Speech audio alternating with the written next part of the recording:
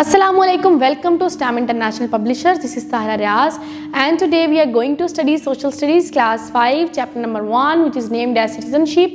ये हमारा इस चैप्टर का सेकंड पार्ट है जिसमें हम डिस्कस करेंगे कि वो कौन से यूनिवर्सल राइट्स हैं जो इंसानों को दिए गए हैं। इसके अलावा हम बात करेंगे डिजिटल सिटीज़न क्या होता है, एक डिजिटल सिटीज़न की क्या रिस्पॉन्सिबिलिटीज़ होती हैं और अगर हम किसी से किसी बात पर इख्तलाफ कर रहे हैं तो हमें कैसे उस मामले को संभालना चाहिए, किस तरह से हमें दूसरों के ओपिनियन की रिस्पेक्ट करनी चाहिए। तो आइए देखते हैं कि इस लेसन में हमें क्या बताया गया है, इनको डिटेल में डिस्कस करते हैं। So first of all we have universal declaration of human rights. The United Nations General Assembly prepared the Universal Declaration of Human Rights on December 10, 1948. The declaration was for every region and every country in the world. So the representatives of all the countries of the world participated in the preparation of this declaration. तो United Nations की जो general assembly है उसने एक universal declaration prepare की है human rights की 10 दिसंबर 1948 को। और ये जो डिक्लेरेशन है ये हर कंट्री के, दुनिया के हर मुल्क के, हर रीजन के लिए है। और so the representatives of all the countries of the world participated in the preparation of this declaration. और जो दुनिया के हर ममालिक हैं, सब ममालिक में से उनके नुमाइंदों ने इस डिक्लेरेशन के लिए शिरकत की। और इस डिक्लेरेशन के जो मेन पॉइंट्स हैं वो ये हैं: all human beings are equal irrespective of religion and ethnic backgrounds. Everyone has a right to get an education. Every human being is born free, so he has a right to live freely and no one can be kept in slavery. Every person has a right to protect his life, property and dignity. Every person has religious freedom. Everyone has a freedom of speech. Everyone has a right to be treated fairly. Every person has a right to own property. Everyone has the right to engage in employment or business of his own choice. Everyone has the right to a nationality and to change nationality. Everyone has the right to take part in their country's government.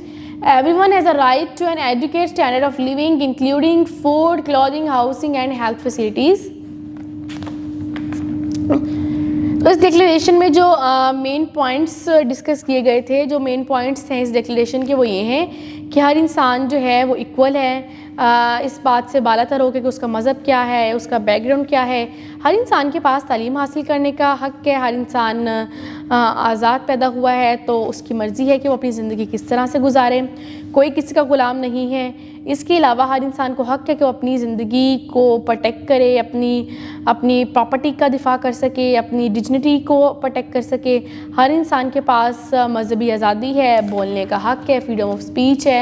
हर इंसान को हक़ है कि उसे बराबरी का सलूक उसके साथ किया जाए और हर इंसान के पास हक़ है कि वो प्रॉपर्टी ऑन कर सके और इसके अलावा वो कोई भी बिज़नेस कर सके, वो जॉब कर सके, ये उसकी अपनी मर्ज़ी है।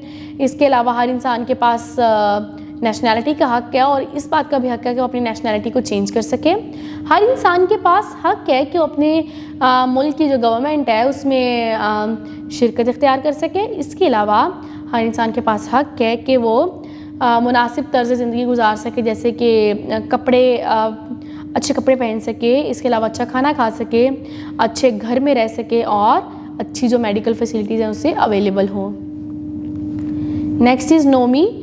खुतबा हुज्जतुल विदा is considered to be the very first charter of basic human rights. Hazrat Muhammad sallallahu alaihi wasallam said, all mankind is the offspring of Hazrat Adam alayhi salam and Hazrat Hawa alayhi salam. An Arab has no superiority over a non-Arab, nor does a non-Arab have any superiority over an Arab. A white has no superiority over a black, nor does a black have any superiority over a white except by piety and good deeds. तो खुतबा हुज्जतुल विदा है, उसको जो है इंसानी हकूक़ का सबसे पहला जो है वो चार्टर समझा जाता है, जिसमें हज़रत मोहम्मद सल्लल्लाहु अलैहि वसल्लम ने फरमाया, जिसका मफ़हूम ये है कि हर इंसान जो है, तमाम इंसानियत जो है वो हज़रत आदम अलैहिस्सलाम की और हज़रत हव्वा अलैहिस्सलाम की औलाद है और किसी अरबी को किसी अजमी पर फ़ौक़ियत नहीं, किसी अजमी को किसी अरबी पर फ़ौक़ियत नहीं, ना सफ़ेद को काले पर है ना काले को सफ़ेद पर है, सब बराबर हैं और किसी को जो है वो किसी पर फ़ौक़ियत नहीं और सिवाय इसके कि कौन जो है वो अच्छा अमल करता है। कौन जो है वो तकवा इख्तियार करता है। Next we have personality analysis. Should these boys play with the black dirty boy, if yes why, if not why. तो आपने इस पिक्चर को देखना है और बताना है कि क्या इन सब लड़कों को इस ब्लैक बॉय के साथ खेलना चाहिए, अगर हाँ तो क्यों, अगर नहीं तो क्यों। आपने अपना आंसर लाइन्स में राइट करना है। नेक्स्ट एग्रीमेंट, राइट येस और no in the blank boxes. All human beings are equal regardless of their religion, colour और ethnic background. All human beings should be given equal rights. आपने yes और no लिखना है इन दोनों boxes के आगे और आपने नीचे अपने सिग्नेचर करने हैं। Next, ethnics of being a digital citizen. Sam loved chatting with his friends online. One day, while in a group chat, some kids started making fun of him by sharing his funny pictures without asking his permission. Sam felt uncomfortable. He told his teacher about this incident. His teacher explained the ethics of being a digital citizen to all students very politely.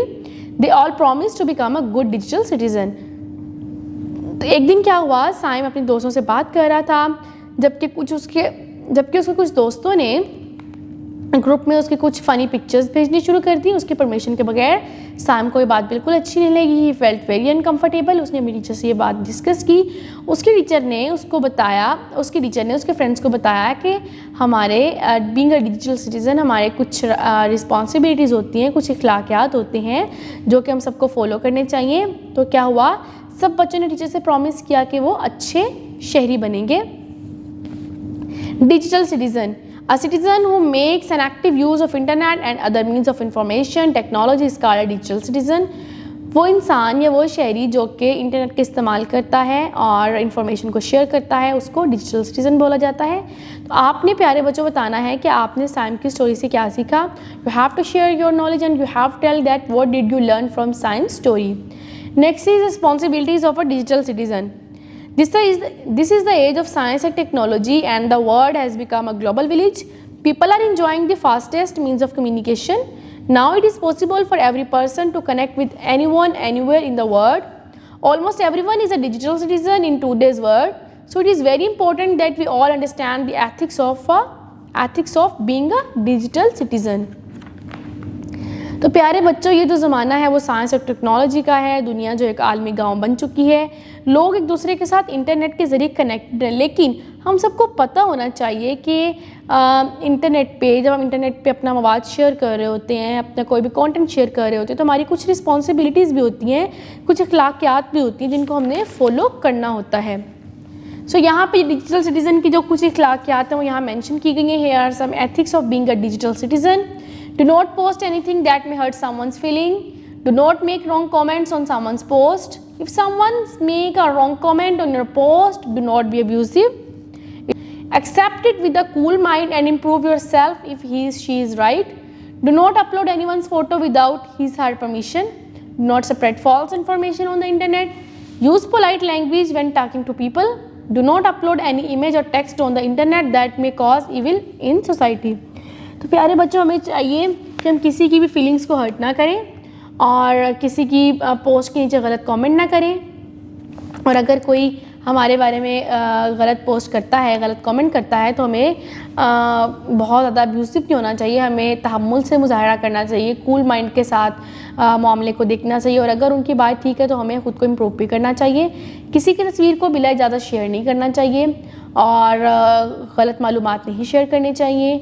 नरमी से बात करनी चाहिए और कोई भी ऐसी image या ऐसा टेक्स्ट अपलोड नहीं करना चाहिए जो कि मुआशरे में फसाद का सबब बने। Next is how to deal with disagreement when connected online. Sometimes we have disagreements with people online. Let us know how to handle this situation. Do not immediately get angry at someone's unwanted post. Read it again and answer with polite words. Be patient and tolerant to others. Respect the opinions of others. Use logic to convince someone. Always have a positive attitude. Always think before you speak. तो कभी कभी ऐसे भी होता है कि हम लोगों से डिसएग्री कर रहे होते हैं। अगर हम किसी से किसी बात पर मुत्तफिक नहीं है तो हमें क्या करना चाहिए? हमें गुस्से में नहीं आना चाहिए और हमें दोबारा उस चीज़ को पढ़ना चाहिए और नरमी से उनकी बात का जवाब देना चाहिए। हमें दूसरों की बात तहम्मुल सुननी चाहिए, बर्दाश्त अपने अंदर पैदा करनी चाहिए, दूसरों के ओपिनियंस की रिस्पेक्ट करनी चाहिए। हमें दूसरों को अपनी बात पर कन्विंस करने के लिए लॉजिक का इस्तेमाल करना चाहिए, मुस्बत रवैया अपनाना चाहिए और बोलने से पहले सोचना चाहिए। Next we have security measures for digital citizen. Being a digital citizen, you must know some security measures. Always remember your password and don't tell anyone. Do not post someone else's post under your name. Not give your phone number or home address to strangers. Do not tell people personal details. तो हमें क्या करना चाहिए, हमें अपना password जो है वो किसी को नहीं बताना चाहिए। हमें किसी की पोस्ट के नीचे जो है वो अपनी पोस्ट नहीं करनी चाहिए अपने नाम से। हमें जो है वो अपने नाम से किसी की पोस्ट नहीं करनी चाहिए। इसके अलावा हमें अपने घर का एड्रेस, अपना फ़ोन नंबर किसी अजनबी को नहीं देना चाहिए। हमें लोगों को अपनी पर्सनल डिटेल्स नहीं देनी चाहिए। Next, no more. Tim Berners-Lee first proposed the idea of a web information in 1989. Later on, this web information was called the internet. तो यहाँ पर बताया गया है कि ये जो आइडिया था इंटरनेट का, ये किसने दिया था? Tim Berners Lee first. इन्होंने, टिम बर्नर्स ली जो थे ये वो पहले इंसान थे जिन्होंने वेब इंफॉर्मेशन का आइडिया दिया था 1989 में, और बाद में बाद में जो है इस वेब ऑफ इंफॉर्मेशन को अब इंटरनेट कहा जाता है। Next is a personality analysis. Give your remarks about the given situation. इस पिक्चर में बताया गया है कि एक पिक्चर दी गई है जिसमें बताया गया है कि दो दोस्त खड़े हैं और वो एक की उसने पिक्चर क्लिक किया, उसने कहा है this will get so many likes, लेकिन दूसरा फ्रेंड जिसकी पिक्चर है वो कह रहा है नो, नहीं, वो कह रहा है कि मेरी पिक्चर नहीं लगाओ। तो आपने अपने ओपिनियन यहाँ पे देना है कि आपको इस पिक्चर से क्या समझ आ रही है, आपको क्या लगता है कि क्या होना चाहिए, उसके फ्रेंड को उसकी पिक्चर लगानी चाहिए या नहीं, और एथिक्स क्या कहते हैं इस मामले में हमें। जी, तो ये था आज का हमारा चैप्टर नंबर 1 का पार्ट 2, जिसमें हमने डिस्कस किया कि यूनिवर्सल राइट्स कौन कौन से हैं लोगों के, तमाम दुनिया के लोगों के। इसके अलावा हमने बात की डिजिटल सिटीज़न की, डिजिटल सिटीज़न क्या होता है और डिजिटल सिटीज़न के राइट्स क्या हैं, उसकी रिस्पॉन्सिबिलिटीज़ क्या हैं। तो आई होप कि आप इन सब चीज़ों को फॉलो करेंगे, आपको भी अपने राइट्स का पता चल गया, अपनी रिस्पॉन्सिबिलिटीज़ का भी पता चल गया, और आप इनको अपने जो रिस्पॉन्सिबिलिटीज़ हैं इनको अदा भी करेंगे अच्छे तरीके से। तो मैं आपसे मिलती हूँ नेक्स्ट वीडियो में। अपना बहुत सारा ख्याल रखिएगा, मुझे दीजिए इजाज़त।